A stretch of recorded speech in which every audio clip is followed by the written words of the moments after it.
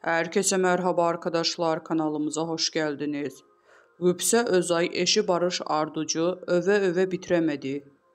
Güzel oyuncu Gülse Özay, kızı Can Asya'nın kendisinden ve eşinden hangi özelliklerini almasını istediği yönünde soru üzerine Barış Arduç'u öve öve bitiremedi.